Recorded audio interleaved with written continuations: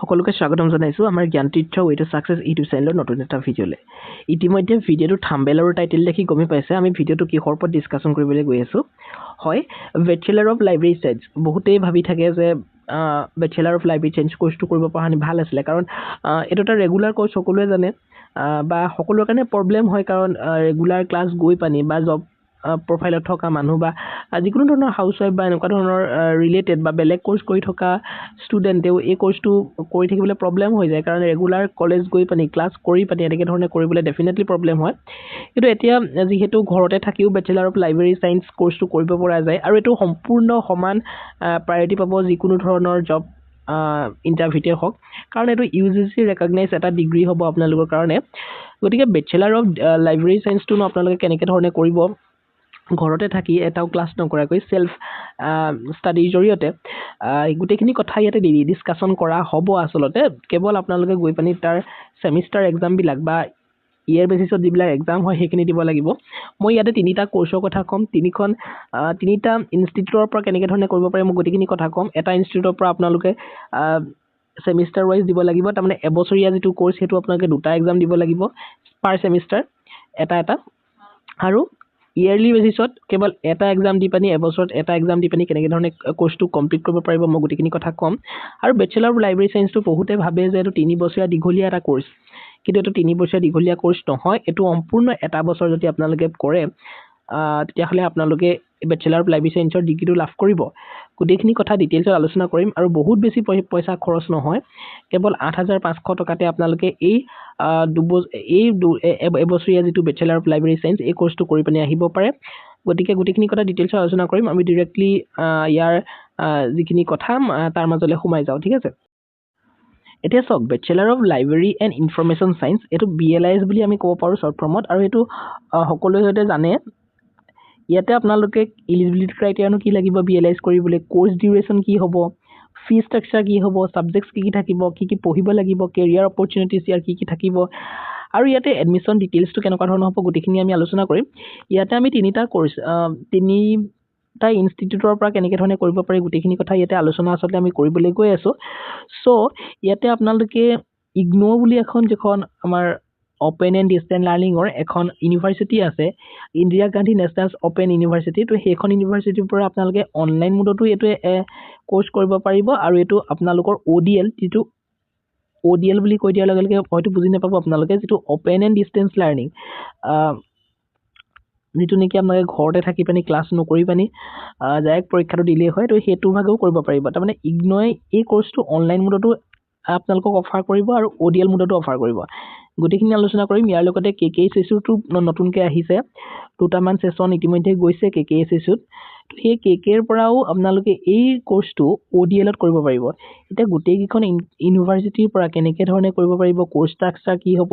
গোটেইখিনি কথা এই ভিডিঅ'টোত আপোনালোকৰ সৈতে ডিটেইলছত আলোচনা কৰিম। প্ৰথমতে ইগনোৰ অনলাইন মোডটো আমি আলোচনা নকৰোঁ, ইগনোৰ আমি ODL মোডটো যিটো অপেন এণ্ড ডিষ্টেন্স লাৰ্ণিং আমি সেইটো আলোচনা কৰি লওঁ।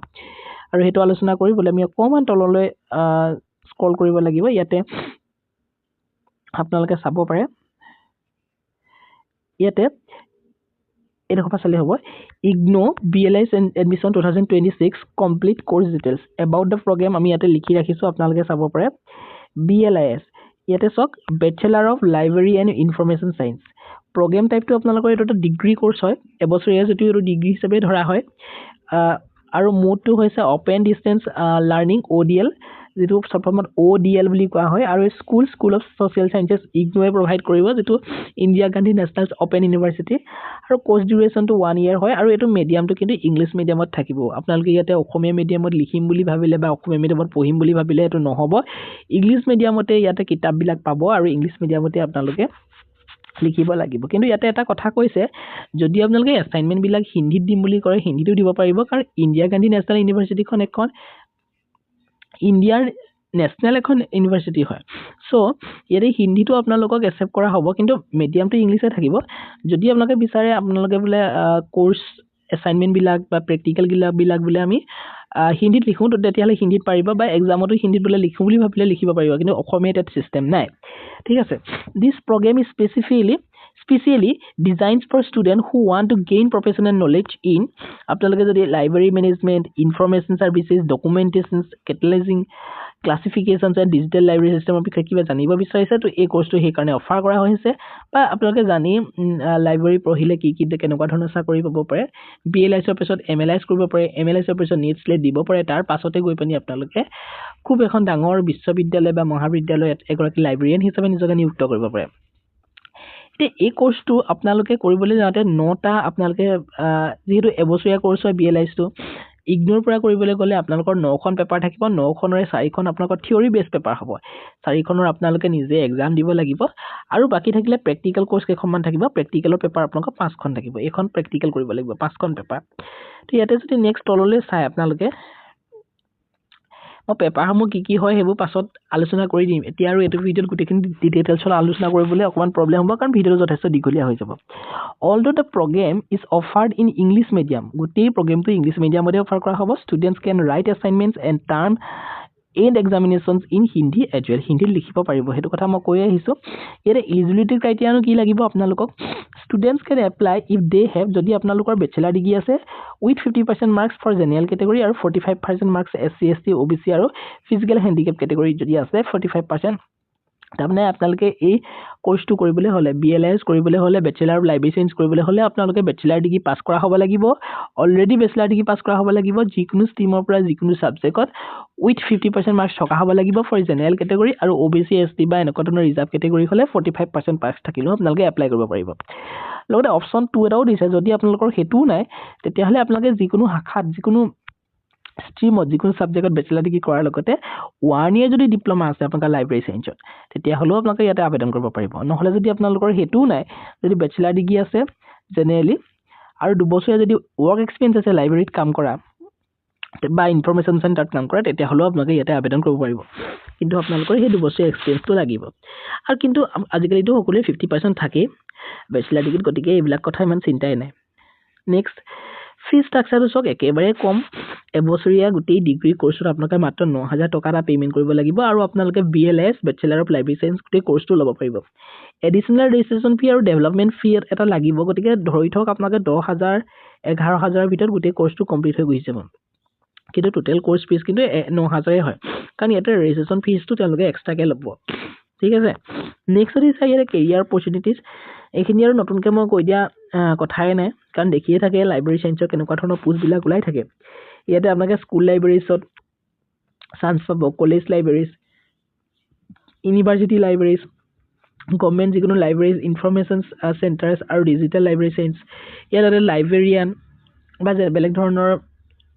যিকোনো ধৰণৰ লাইব্ৰেৰী এছিষ্টেণ্ট এনেকুৱা ধৰণৰ পোষ্টত আপোনালোকে জবটো পাব পাৰে লগতে আপোনালোকে দেখেই DME-টো খুব ওলাই থাকে ADI-টো ওলাই থাকে আৰু য'ত কলেজবিলাকতো ভেকেন্ট কৰিয়ে থাকে চ' এইটো কেৰিয়াৰ অপৰচুনিটিজ বহুতখিনি আছে বেচেলাৰ অফ লাইব্ৰেৰী সায়েন্সৰ ষ্টুডেণ্টছ কেন অলছ' পাৰ্চিউ ইয়াৰ পিছতে আপোনালোকে MLIছ কৰিব পাৰিব MLIছটো বহুত বেছি বছৰীয়া নহয় এবছৰীয়াই হয় আৰু এবছৰ কৰি দিলে MLIছ হৈ যাব আপোনালোকে master of library and information science for higher career opportunities তাৰপিছতে নেট লগাই পিনি আপোনালোকে ভাল বিশ্ববিদ্যালয় মহাবিদ্যালয় এখনৰ এগৰাকী লাইব্ৰেৰিয়ান হ'ব পাৰিব আৰু 1 লাখতকৈ অধিক দৰমহা লাভ কৰিব পাৰিব ঠিক আছে ইগনো BLI ষ্টাডি চেণ্টাৰ ক'ত আছে আমাৰ অসমত এতিয়া বহুতে এইটো কনফিউজনত থাকিব কাৰণ ষ্টাডি চেণ্টাৰো থাকিব লাগিব অসমত নহয় জানো পৰীক্ষাটো দিব লাগিব গতিকে ইয়াত একেবাৰে চিন্তা নাই আমাৰ ইগনোৰ ষ্টাডি চেণ্টাৰ বহুত আছে অসমত লাইব্ৰেৰীৰ কাৰণে students applying for the IGNOU BLIছ program in Assam can choose from the following study centers to ক'ত পাব তো যোৰহাট ৰিজনত আপোনালোকৰ ইগনোৰ ষ্টাডি চেণ্টাৰ CKB যিখন কমাৰ্চ কলেজ যোৰহাট স্থিত তো তাতে আছে ষ্টাডি চেণ্টাৰ কোডটো ইয়াতে দিয়া আছে 0410 DKD কলেজত আছে যোৰহাটৰ নেক্সট আপোনালোকে ডিব্ৰুগড় ইউনিভাৰ্চিটিত পাব লখিমপুৰ কমাৰ্চ কলেজত পাব ইয়াতে আৰু গুৱাহাটী ৰিজনৰো আছে কেইখনমান গুৱাহাটী ইউনিভাৰ্চিটিত এই কোৰ্চটো কৰিব পাৰিব আৰু আপোনালোকৰ গুৱাহাটী ইউনিভাৰ্চিটিতে পাৰিব গুৱাহাটী ৰিজনত সেই এটাই আছে নেক্সট কেকেৰ পৰা আপোনালোকে BLIছ কোৰ্চটো কৰিব পাৰিব ঠিক একে ধৰণে যেনেকৈ ধৰণে আমাৰ ইগনোত মই এটা ODL-ৰ কথা ক'লোঁ অপেন এণ্ড ডিষ্টেন্স লাৰ্ণিঙৰ কথা ক'লোঁ তো কেকেটো পাৰিব তো কেকেত কৰিবলৈ যাওঁতে আপোনালোকে চাব পাৰে about the program কথা লিখা আছে the Bachelor of Library Science program offered by the KK University is designed for the students ইয়াতে মই যদি ক'বলৈ যাওঁ KK যিটো লাইব্ৰেৰী এণ্ড ইনফৰমেশ্যন সায়েন্সৰ যিটো কোৰ্স এটো একেবাৰে নতুনকৈ আহিছে KK দুটা বেটছে এতিয়ালৈকে পাৰ্সিউ কৰিছে এইটো কোৰ্স গতিকে আপোনালোকে যদি এতিয়া জুলাই সেশনত ল'বলৈ গৈ আছে তেতিয়াহ'লে আপোনাক থাৰ্ড বেটছ হ'ব গতিকে যদি বিচাৰে কেকেটো লৈ ল'ব পাৰে একে হয় কেকে আপোনালোকে জানেই আমাৰ অসমৰ এখন ওপেন এণ্ড ডিসটেন্স লাৰ্নিঙৰ এখন university Krishnakanta Handiqui open state university আপোনালোকে জানে নামটো গতিকে একে ইগনোখন আপোনালোকৰ নেশনেল হয় আৰু কেকেখন ৰাজ্যিক হয় সো কেকেত আপোনালোকে এই কোৰ্সটো কৰিবলৈ গ'লে আপোনালোকে অসমীয়াটো যদি লিখো বুলি ভাবে লিখিব পাৰিব এক্সামত ঠিক আছে কিন্তু মেটেৰিয়েল পোৱাত অকমান অসুবিধা হ'ব বাৰু যি নহওক আজিকালি এআই দিম সকলোখিনি সুবিধা আপোনালোকে লাভ কৰিব আমি সহায় কৰিম যদি আপোনালোকে লয় the program focused on আপোনালোকৰ library management information service digital libraries এগিনি আৰু মই কৈ নাযায় এখিনি গমে পাইছে কাৰণ আলোচনা কৰিছো আৰু গোটেই প্ৰস্তুত the course is offered in distance mode and includes practical exposure and internship opportunities to internshipৰ কাৰণে কিন্তু আপোনালোকে লাইব্ৰেৰীত যাব লাগিব eligibility criteria আপোনালোকে for admissions into BLS program and admission ল'বলৈ হলে আপোনালোকৰ ঠিক একে ধৰণে ইগনোৰ যিখিনি কলো 50% মাৰ্কস থাকিব লাগিব ব্যাচেলাৰ ডিগ্ৰীত আৰু 45% থাকিব লাগিব SC ST OBC সকলৰ ক্ষেত্ৰত অপচন 2 টো হে একেটাই ব্যাচেলাৰ ডিগ্ৰী আৰু এবছৰীয়া ডিপ্লোমা থাকিব লাগিব অপচন 3 টো হে একে ব্যাচেলাৰ ডিগ্ৰী আৰু 2 বছৰীয়া এক্সপেৰিয়েন্স যদি থাকে তেতিয়াহ'লে আবেদন কৰিব পাৰিব কোনোবা এটা হলে হ'ব আৰু কোৰ্স ডিউৰেচনটো এবছৰীয়া হয় কিন্তু এই কেকেৰ ক্ষেত্ৰত এটো কিন্তু সেমিস্টাৰ বেস এক্সাম হয় পাৰ সেমিস্টাৰ আপোনালোকে এক্সাম দিব লাগিব তাৰমানে এবছৰ দুটা এক্সাম হ'ব ইগনোৰ ক্ষেত্ৰত কি আছিল এটো ইয়াৰলি বেসিছত আছিল কেৱল এটা এক্সামতে হৈ গৈছিল এবছৰত কিন্তু কেকেত আপোনালোকে দুটা এক্সাম দিব লাগিব পাৰ সেমিস্টাৰ ঠিক আছে ফি ষ্ট্ৰাকচাৰটো কেকেত অকমান বেছি পাৰ ইয়াৰ ইয়াতে 5000 পাৰ সেমিস্টাৰ ইয়াতে 5500 দিব লাগিব তাৰমানে 11000 টকা ইয়াতে খুব ফুল কোৰ্স হ'ব কোৰ্স ফিস হ'ব কিন্তু ইগনোৰ ক্ষেত্ৰত 9000 টকাত সকলোখিনি হৈ গৈছিল ষ্টাডি চেণ্টাৰ ইনফৰমেশনটো আপোনালোকৰ